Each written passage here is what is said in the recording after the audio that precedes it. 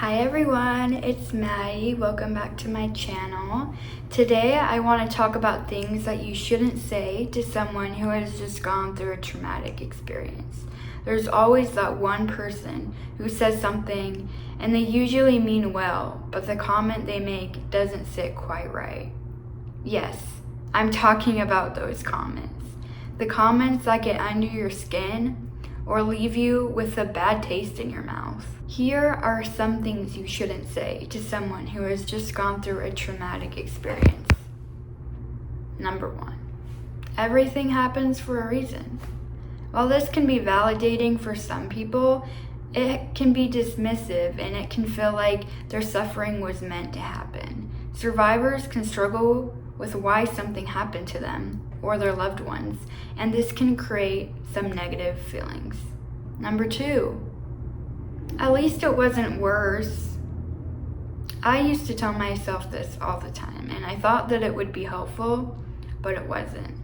Minimizing your trauma doesn't help survivors feel validated or seen. Every pain that someone goes through is personal and different for everyone. Sometimes it can be easy to compare our experiences to someone else's experiences, but it doesn't help you and it doesn't help them. It's okay to validate your own pain that you have experienced. Number 3, you're so strong for going through that. A phrase like this can sound like a compliment, but it puts pressure on survivors to stay strong and put on a brave face, if you will.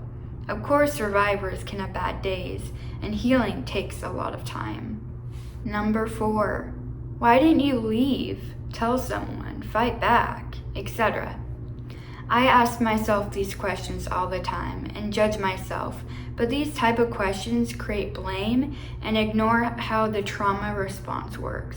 For example, freeze and fawn. Not only is there fight and flight, these two other traumatic responses don't get talked about a lot, and they are freeze and fawn.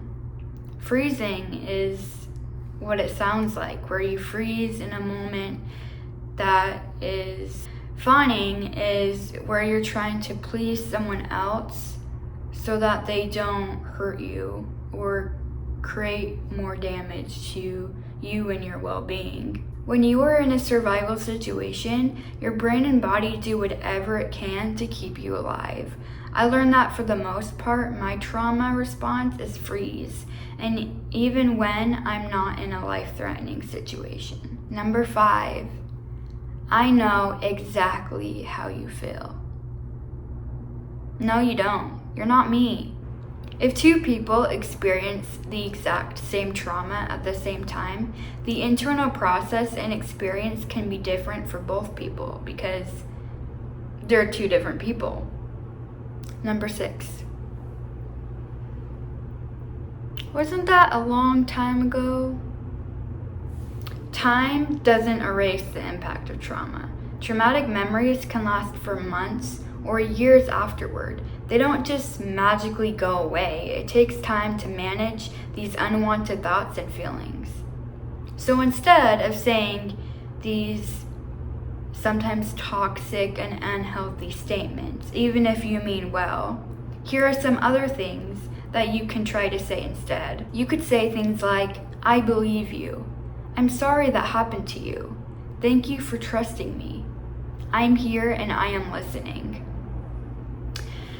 So that's it for today. Make sure to like and subscribe, and I will see you in the next video.